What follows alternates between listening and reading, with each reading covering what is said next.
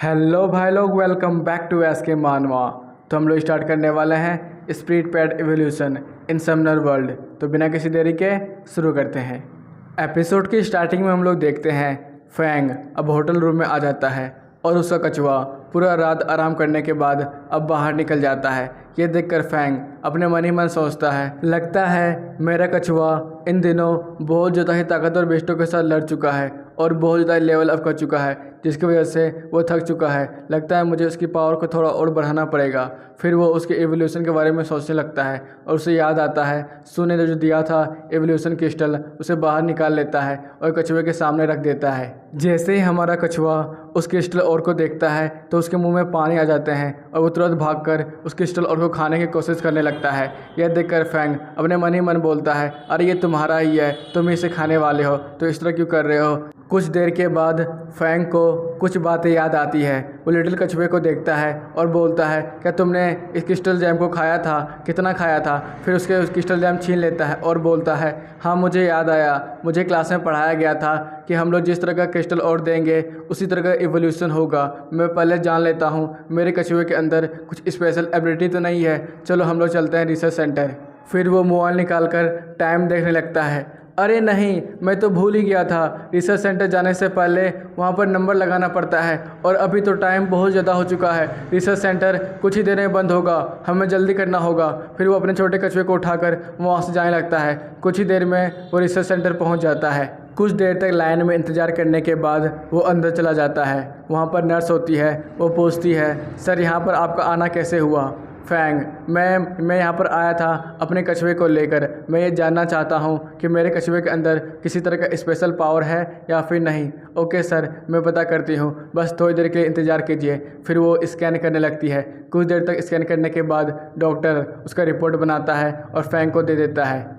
Report में देखते हैं उसका स्पेशल एबिलिटी 0.0002% होता है। ये देखकर फैंग शॉक हो जाता है और अपने मन ही मन सोचता है, मुझे तो लगा था इसका एब्सोल्यूट डिफेंस कुछ ज़्यादा ही ताकतवर है, ये बड़े बड़े स्ट्रॉन्ग मॉन्स्टरों का भी अटैक को रोक सकता है। तो मुझे लगा था इसके पास कुछ स्पेशल एबिलिटी होगी, लेकिन नहीं, मैं गलत था। चलो कोई बात नहीं, हम लोग फिर मिल के स्ट्रॉन्ग बनेंगे।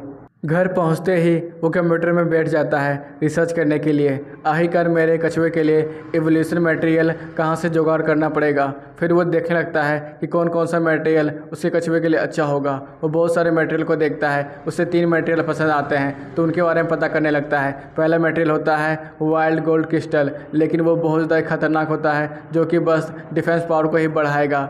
दूसरा होता है पॉइजनस रेसिस्टेंट मटेरियल, जो कि उसके पॉइजनस रेसिस्टेंट और एब्सोल्यूट डिफेंस के पावर को बढ़ाएगा।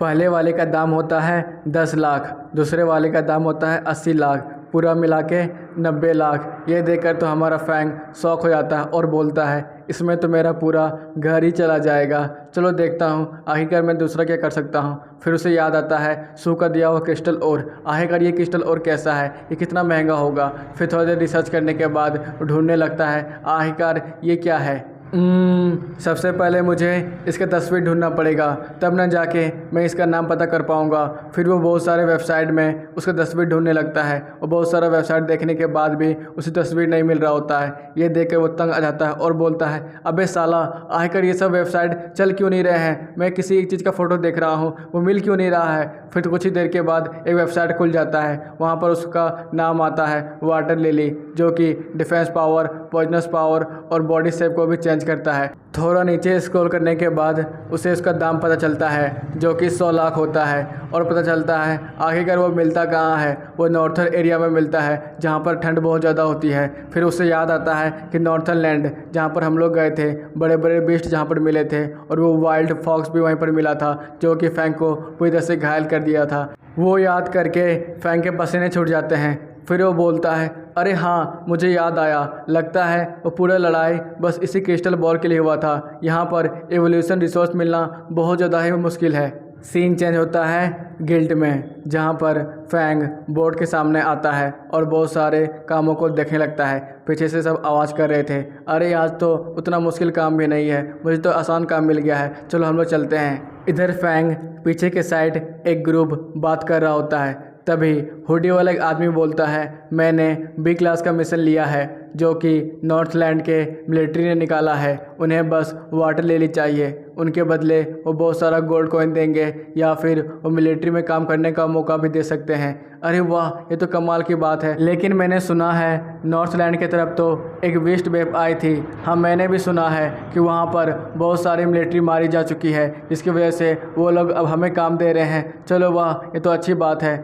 लेकिन भाई मुझे कुछ ठीक नहीं लग रहा है। वहाँ पर अभी मॉन्स्टर वेव आई थी और अभी ये हुडी वाला आदमी, देखो मेरे पास वो गोल्डन टोकन है। मैं इस टोकन की मदद से तुम्हारे लिए बहुत सारे हाई ग्रेड के स्पेशल वेपन और पोर्शन को खरीद सकता हूँ। उस टोकन को देखकर सब लोग शॉक हो जाते हैं और वो बोलते हैं, हमारे पास तो अभी तक ब्रॉन्ज टोकन है जो कि बहुत सारे मटेरियल को खरीद सकता है, लेकिन हाई ग्रेड के स्पेशल वेपन को नहीं। चलो हम लोग यहाँ से चलते हैं, ये बड़े लोगों के पास भी जा सकता है, तो हमें क्यों मरवा रहा है। फिर वो लोग वहाँ से जाने लगते हैं। फिर वो हुडी वाला आदमी बहुत सारे लोगों के पास जाता है और बोलता है कि मिलिट्री का निकाला गया बी क्लास का मिशन, कोई आना चाहता है। लेकिन सब लोग मिलिट्री का नाम सुनते ही मना कर देते हैं। ये देखकर हुडी वाला आदमी बहुत परेशान हो जाता है और वो फिर से अथॉरिटी के पास चला जाता है और बोलता है, क्या आप लोग तो ए क्लास के हंटर हैं, क्या आप हमारे साथ आना चाहेंगे। फिर वो भी मना कर देते हैं। ये देखकर फैंग अपने मन ही मन सोचता है, कुछ तो झोल है इस बी क्लास के मिशन में, मुझे भी जाना चाहिए, मुझे भी नॉर्थलैंड जाना है और वाटर लिली को मेरे बीस्ट के लिए लेना है। फिर वो हुडी वाले आदमी का पीछा करने लगता है। हुडी वाला आदमी समझ जाता है और वो धीरे धीरे कर गली के पास चला जाता है और वहाँ देखता है कि फैंग कोई लड़का उसका पीछे आ रहा है। हुडी वाला आदमी, अरे बच्चे तू मेरा पीछा क्यों कर रहा है, चलो आप सामने आ जाओ। फिर फैंग उनके सामने आता है और बोलता है, मैं भी नॉर्थलैंड जाना चाहता हूँ, आपकी हेल्प करना चाहता हूँ उस मिशन में। हाँ, मुझे किसी बच्चों से हेल्प नहीं चाहिए, तू जा सकता है, लेकिन मैं भी नॉर्थलैंड जाना चाहता हूँ, आप भी जा ही रहे हैं तो मुझे भी ले चलिए।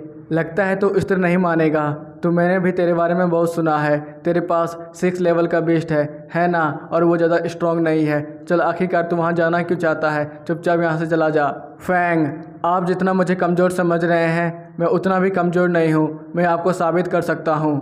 ठीक है, तू ये कैसे करके दिखाने वाला है। ठीक है, मैं मान लेता हूँ, अगर तूने मेरे 3 अटैक को रोक लिया तो। फिर वो अपने डेमोनिक मंकी को बाहर निकालने लगता है। System demonic monkey level 36 demonic and fire type. तभी हम लोग छोटे कछुए को देखते हैं जो कि तुरंत आकर फैंग के कंधे पे बैठ जाता है और बड़े गुस्से में उस बीस्ट को देखने लगता है। ये देखकर दोनों हुडी वाला आदमी और उसका बीस्ट जोर जोर से हंसने लगता है और बोलता है, तू बस इस छोटे से कछुए के दम पर उछल रहा था, चल बच्चे अब मत बोलना कि मैं तुझ पे अटैक ना करूँ।